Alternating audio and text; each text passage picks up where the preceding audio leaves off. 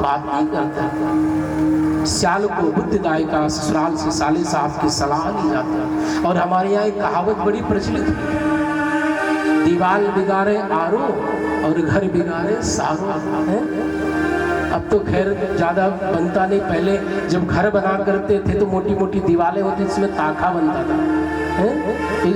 ज़्यादा ताखा बना दे उसे कहते थे अरे ज़्यादा बनाओगे तो दीवार कमजोर हो जाएगी। ऐसे घर बिगाड़े आरो, दीवार बिगाड़े आरो और घर बिगाड़े सारो। महाभारत की कथा को पढ़ लेना महाराज। और नारद जी कहते हैं भैया ये तो ठीक है, पर मैंने और भी विचित्र स्थिति देखी है। कन्या विक्रयणो लोभात दंपति नाम च कलकलम। महाराज कन्याओं का क्रय विक्रय हो रहा है। इतना दहेज लेंगे तब हम विवाह करेंगे। दहेज प्रथा बड़ी चरम सीमा पर हो गई है। भैया नाम के तो समधी बन जाते हैं। समधी का मतलब सम माने बराबर, धी माने बुद्धि। एक दूसरे की बुद्धि जब तक आपस में ना मिले से किस बात के समधी। अरे नाम के समधी बने बहुत घूम रहे हैं, लेकिन वहां ना विचार मिल रहा है, ना भाव मिल रहा है, वहां तो केवल धन दिख रहा है। इतना लेंगे तब हम विवाह करेंगे।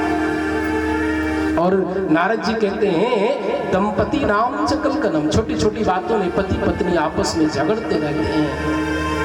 ऐसी मैंने गृहस्थों में बड़ी विचित्र स्थिति देखी है। और नारद जी कहते हैं भैया ये सब देखते मेरा मन बड़ा दुखी भया है। पुनः मुझे वृंदावन की याद आई, उस ब्रज वसुंधरा की याद आई, ब्रज भूमि की याद आई है। यमुना तट का वो किनारा है जहाँ पर प्रिया प्रियतम जो नित्य रास विहार करते हैं, उस भक्ति भूमि का स्मरण मुझे हो गया और वो भक्ति भूमि मेरे हृदय में प्रकट हो गई। और पुनः मैं सीधे चलते चलते उस ब्रज भूमि में प्रवेश कर गया जहाँ पर सुंदर कलकल करती माँ भगवती यमुना प्रवाहित हो रही है।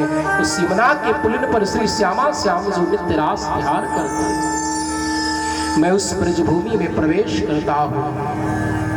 वहां जिससे मैं आगे बढ़ा देखा,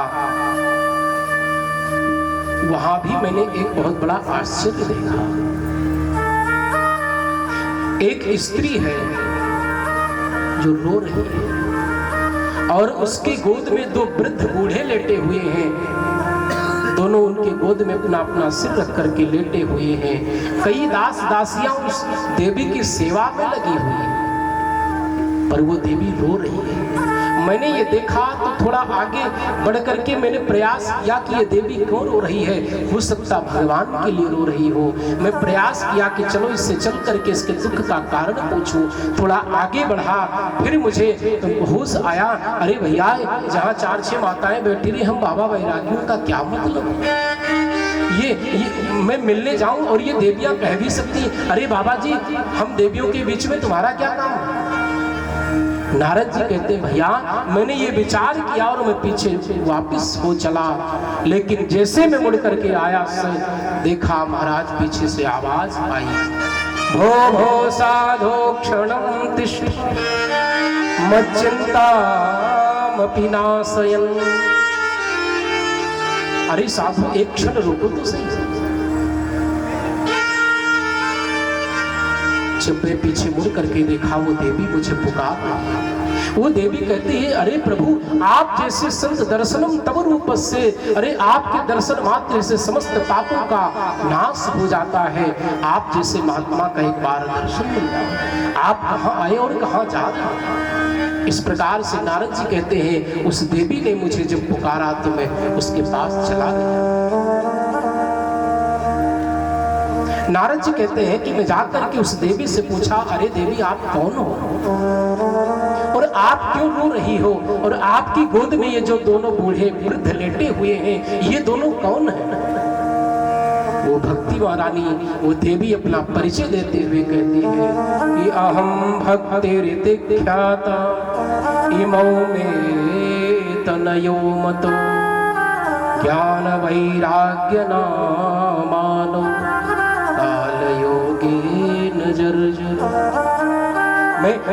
मेरा नाम भक्ति है। मुझे संसार में लोग भक्ति के नाम से जानते हैं। और ये जो दोनों वृद्ध लेटे हुए इमो में तनयो, ये दोनों मेरे पुत्र हैं। एक का नाम है ज्ञान और दूसरे का नाम है वैराग। ये दोनों मेरे पुत्र हैं। पर बड़ी विचित्र स्थिति है। वो देवी कहती है द्रविड़ देश में मेरा जन्म हुआ, कर्नाटक में आकर के मैं थोड़ा थोड़ा मेरा विस्तार हुआ और गुजरात में आकर के मैं वृद्ध हो गई।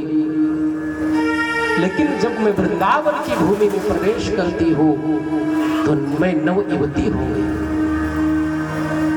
लेकिन जो दोनों मेरे पुत्र ज्ञान और वैराग्य थे, ये दोनों वृद्ध हो गए। अब कहाँ माँ 16 वर्ष की है और पुत्र जो 60 वर्ष के हैं। ये देख करके वो देवी रो रही है। उस देवी ने कहा आप कुछ उपाय करो, नहीं तो मैं इस भूमि को छोड़ करके विदेश चली जाऊंगी। इदम स्थानम परित्यज्य विदेशम गम्यते मया। नारद जी ने बहुत प्रयत्न किया है, वेदों को सुनाया, उपनिषदों को सुनाया, गीता का पाठ कई बार सुनाया। गीता पाठैर मुहुर्मुहुः, कई बार पाठ श्रवण कराते हैं, थोड़ी मूर्छा से जागृत होते हैं, फिर अचेत होकर के गिर पड़ते हैं। इतने में महाराज खूब प्रयास करते हैं, लेकिन ज्ञान वैराग्य स्वस्थ नहीं हुए। नारद जी ने मन में विचार किया, अगर ये भक्ति महारानी इस भारत भूमि से चली गई तो इस भारत भूमि का महत्व कम हो जाएगा। इस भारत भूमि में यदि भक्ति ही नहीं रही तो भगवान को कौन पहचानेगा। क्योंकि कलिकाल में तो महाराज नाम की ही प्रधानता बतलाई गई। आज नारद जी खूब प्रयास करते हैं, खूब प्रयत्न करते हैं, लेकिन ज्ञान वैराग्य थोड़ा सुस्त होते फिर मूर्छित हो जाते हैं। इतने में महाराज आकाशवाणी होती है, नारद तुम सत्कर्म करो, ज्ञान वैराग्य सुस्त हो जाएंगे। नारद जी ने मन में विचार किया, अभी तक जो मैं वेदों को सुना रहा था, पुराणों को सुनाया, गीता का पाठ सुनाया, क्या ये सत्कर्म नहीं था? ऐसे दुखी बना होकर के नारद जी महाराज सबसे यही पूछते हैं, भैया जो आकाशवाणी ने मुझे निर्देशित किया है वो सत्कर्म क्या है? और यही पूछते पूछते नारद जी कहते हैं सनकादिक को, भैया आपसे मेरी भेंट हो गई। सनकादिक लोग कहते हैं, अरे नारद इतनी छोटी सी बात को लेकर के आप इतना परेशान? अरे बिल्कुल चिंता मत करो, इसका समाधान मेरे पास है, आप बिल्कुल चिंता मत करो। आप क्यों भ्रमित हो रहे हो? आप ज्ञान और वैराग्य को, श्रीमद् भागवत की कथा को श्रवण कराओ और ये दोनों मूर्छित अवस्था से जागृत हो जाएंगे, दोनों दिव्य हो जाएंगे। इस प्रकार से आज ये चर्चा कहाँ हो रही है? बद्रिका आश्रम बद्री नारायण में हो रही है। और कथा कहाँ होने जा रही है? हरिद्वार में होने जा रही है, गंगा जी के तट पर। इसका मतलब, क्योंकि बद्री नारायण सब नहीं पहुंच सकते, ऐसे महाराज मार्ग हैं, कैसे कैसे जाना पड़ता है, खूब चक्कर काटो उसमें। ठाकुर जी की कृपा होती वही बद्री नारायण पहुंचता है। ये बद्री नारायण भी अष्टभु वैकुंठ में आता है। बद्री नारायण भी साक्षात वैकुंठ है। श्री भरतलाल जी तो जा रहे हैं ना बद्री नारायण, और बिल्कुल चकाचक हम लोग तो खूब रह करके आए हैं। बढ़िया आगे माना गांव है, भीमशिला वसुधारा आदि खूब दर्शन करना। बोलो भक्तवत्सल भगवान की जय। तो ऐसे, क्योंकि बद्री नारायण पहुंचना सबको सुलभ नहीं हो सकता है, तो और जो हरिद्वार की भूमि है, बद्री नारायण में तो महाराज इतनी बर्फ गिरती, ठंडक, वहाँ कैन में पानी मिलता है सोच के लिए, और ज्यादा देर उसमें अगर रहो तो महाराज वो भी बर्फ बन जाता है। महाराज सही बात है। बोलो भक्तवत्सल भगवान की। इतनी बर्फ गिरती महाराज को, ठंडक हो। तो हर व्यक्ति, हर श्रोता को सुलभता नहीं हो सकती बद्री नारायण पहुंच सके, पर हरिद्वार तो सब जा सकते। सब सोचेंगे चलो कोई बात नहीं, गंगा जी में डुबकी लगाएंगे और बढ़िया कथा सुनेंगे। जैसे यहाँ पर यजमान परिवार सीताराम जी के द्वारा सुंदर व्यवस्था भई है, इधर बढ़िया सड़क वाले अपनी गाड़ी लेके जा रहे हैं, इधर बढ़िया कथा हो रही है। व्यवस्था जगह हृदय में होनी चाहिए, जगह परिसर की बात नहीं है। अगर हृदय में जगह होगी तो हर व्यक्ति बैठ जाएगा। बोलो राधे राधे। इसलिए भैया आज ऐसी चर्चा हुई है सनकादिकों से, नारद जी कहते हैं भैया अब हम लोग भागवत की कथा